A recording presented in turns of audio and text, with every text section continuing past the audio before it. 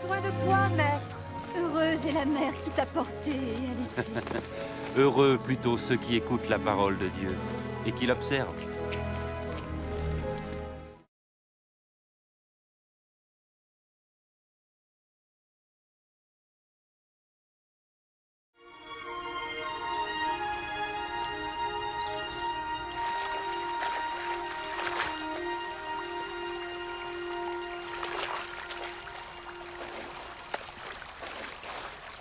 Apprends-nous à prier, comme Jean l'a appris à ses disciples. Quand vous priez, dites « Notre Père qui es aux cieux, que ton nom soit sanctifié, que ton règne vienne, que ta volonté soit faite sur la terre comme au ciel. Donne-nous chaque jour notre pain quotidien. Pardonne-nous nos offenses, comme nous pardonnons aussi à ceux qui nous ont offensés. Protège-nous contre la tentation et délivre-nous du mal. »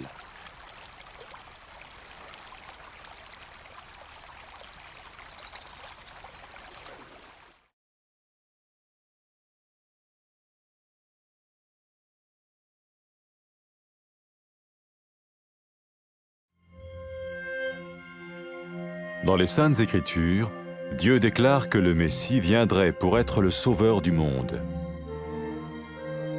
La vie de Jésus prouve qu'il est bien celui dont les prophètes avaient parlé. Ésaïe a prophétisé que la Vierge deviendrait enceinte et qu'elle enfanterait un fils. Des siècles plus tard, la naissance de Jésus accomplissait cette prophétie.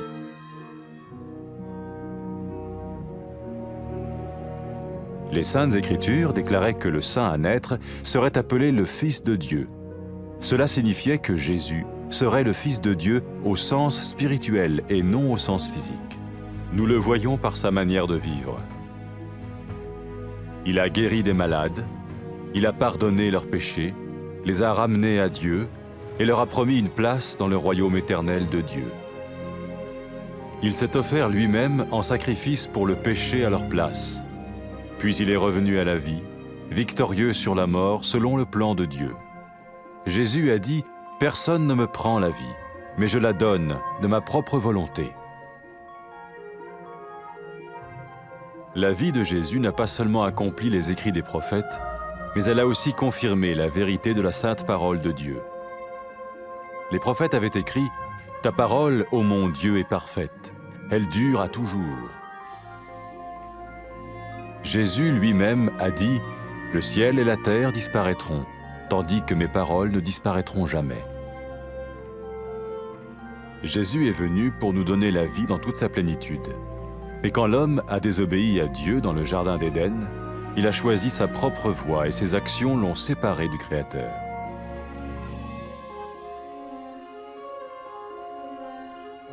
Les Saintes Écritures déclarent que tous ont péché et que le salaire que paye le péché, c'est la mort. Il s'agit de la mort spirituelle, éternelle séparation d'avec Dieu. Mais tout comme Dieu a donné un bélier pour qu'il meure à la place du fils d'Abraham, ainsi il a envoyé Jésus, le Messie, mourir à notre place.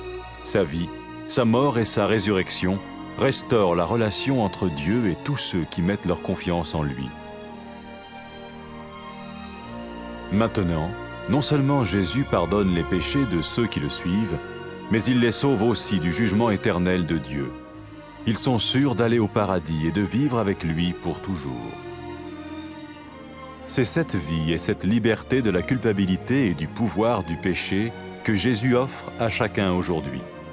Cela ne veut pas dire suivre une religion, mais choisir d'avoir foi en Jésus qui dit « Je me tiens à la porte et je frappe. Si quelqu'un entend ma voix et ouvre la porte, j'entrerai chez lui. » Cela veut dire se tourner vers Dieu et croire que Jésus vient dans nos vies pardonner nos péchés et nous rendre tels qu'il veut que nous soyons. Il ne suffit pas d'approuver intellectuellement ce qu'il dit, ni de vivre une expérience émotionnelle. Nous le recevons par grâce, au moyen de la foi, par un acte de notre volonté. Lorsque quelqu'un est prêt à suivre Jésus le Messie, il peut lui parler par une simple prière. Peut-être êtes-vous prêt maintenant à ouvrir votre vie à Dieu. Si oui, vous pouvez vous joindre à la prière suivante, silencieusement. dans votre cœur. Seigneur Jésus, j'ai besoin de toi. Merci d'être mort sur la croix pour mes péchés.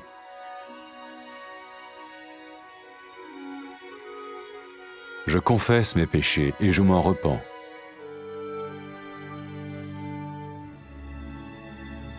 Je t'ouvre la porte de ma vie et je te reçois comme mon Sauveur et Seigneur.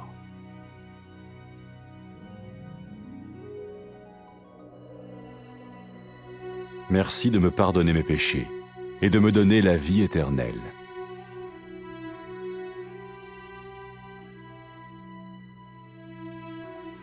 Fais de moi le genre de personne que tu veux que je sois. Maintenant que je deviens l'un de ceux qui te suivent. Amen.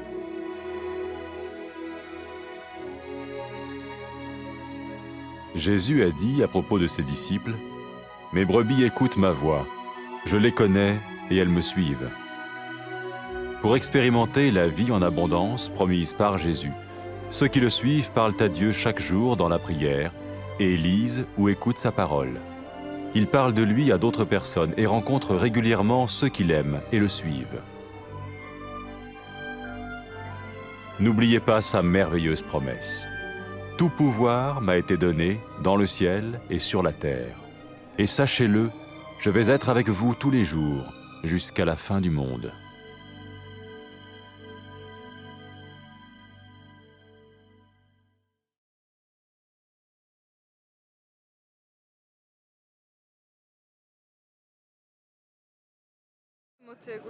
Blagor telesu, ki te je rodilo, in prsim, ki so te dojile. Še bolj blagor tistim, ki Božjo besedo poslušajo in se po njej ravnajo.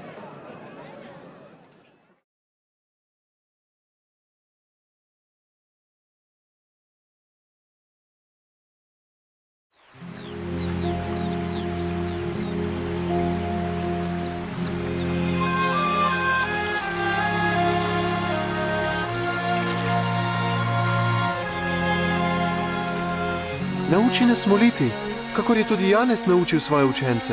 Kadar molite, recite: Oče, posvečeno bodi tvoje ime. Pridi tvoje kraljestvo, zgodi se tvoja volja, kakor v nebesih, tako na zemlji. Naš vsakdanji kruh nam dajaj od dne do dne in odpusti nam naše grehe, saj tudi sami odpuščamo vsakomur, ki nam je dolžan. In ne vpelji nas v skušnjavo, obvaruj nas vsega hudega.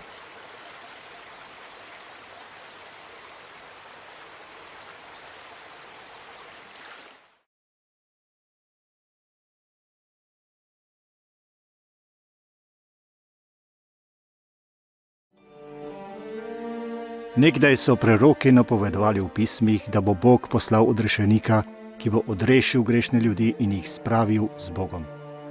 Jezus s svojim življenjem izpričuje, da je res od Boga obljubljeni odrešenik sveta. Mladenka bo spočela in rodila sina. Tako se je zgodilo. Bog je svojo močjo storil, da je Marija postala noseča, čeprav je bila devica in rodila Jezusa. Kot piše v Svetem pismu, je bil čudež rojstva Božje znamenje, da je ta otrok res Mesija, tisti, ki ga Bog imenuje svojega sina. Ko so ljudje videli Jezusa, so videli naravo in moč Boga. Ozdravljal je ljudi, jim odpuščal grehe in jim obljubil prostor v svojem večnem kraljestvu. Jezus je daroval svoje življenje in pretrpel kazen za vse človeštvo. Potem se je vrnil v življenje in s tem pokazal, da je močnejši od smrti. Jezus Kristus je o svojem življenju rekel: oblast imam, da ga dam, in oblast imam, da ga spet prejmem. Njegovo življenje je bilo prav takšno, kakršno so preroki napovedali. Jezusovo življenje je potrditev, da je Božja beseda resnična in trajna. Resnično, Jezus je Božja beseda. V njem se Bog razodeva ljudem tega sveta. Jezus sam je rekel: nebo in zemlja bosta prešla, moje besede pa nikakor ne bodo prešle. Na začetku je Bog ustvaril moškega in žensko, da bi srečno živela v njegovi navzočnosti. Toda ona dva nista zaupala Bogu in nista ubogala njegovih zapovedi. Sramotno dejanje ju je ločilo od Boga. V Svetem pismu piše: vsi so grešili in kazen za greh je smrt. Ljudje, ki so grešili, ne morejo biti v osebnem odnosu z Bogom. Tako kot je Bog priskrbel ovna, ki je umrl namesto Abrahamovega sina Izaka, je poslal Jezusa, da je umrl namesto Adamovih potomcev. To je storil zato, da bi lahko tisti, ki verujejo in zaupajo v Gospoda Jezusa, prišli v Božjo bližino. Peter je v Jezusu rekel: o njem pričujejo vsi preroki. Vsakomur, ki veruje vanj, so v njegovem imenu odpuščeni grehi. Zato tisti, ki hodijo za Jezusom, ne bodo kaznovani, ampak bodo večno živeli z Bogom. Potem, ko je Jezus vstal od mrtvih, je svojim učencem rekel: v njegovem imenu se bo oznanilo vsem narodom spreobrnenje v odpuščanje grehov. Jezus je tudi rekel, da bo poslal Svetega Duha, ki bo ostal z učenci, jim razodel resnico in jim dal moč, da bodo hodili po poti, ki jim jo je pokazal. Ko se je grešnica pokesala svojih grehov in začela hoditi za Jezusom, ji je Jezus rekel: grehi so ti odpuščeni, rešena si, ker si zaupala vame. Jezus je rekel, da je ljubezen ljudi do Boga dokaz, da jim je Bog odpustil grehe. Jezus Kristus je vabil ljudi, naj hodijo za njim. Ko je razbojnik na križu izpovedal vero in prosil Jezusa, naj ga reši, je Jezus rekel: danes boš z menoj v raju. Tisti, ki se odločijo, da bodo hodili za Jezusom, lahko začnejo svoj odnos z njim z besedami: Bog Oče, pravičen si, zahvaljujem se ti, ker me ljubiš. Obžalujem, da sem prekršil tvoje zapovedi in grešil proti tebi. Zahvaljujem se ti, ker si poslal Jezusa, da je umrl na križu namesto mene in potem vstal od mrtvih. Hvala ti, ker si pretrpel kazen za grehe, ki sem jih storil jaz.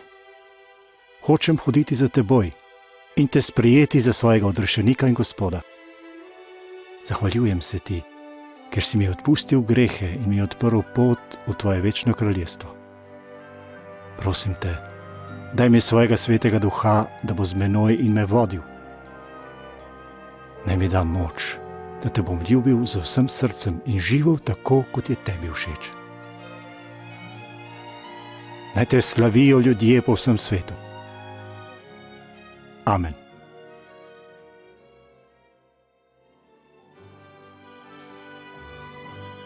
Jezus pravi o tistih, ki hodijo za njim: moje ovce poslušajo moj glas, jaz jih poznam in hodijo za menoj.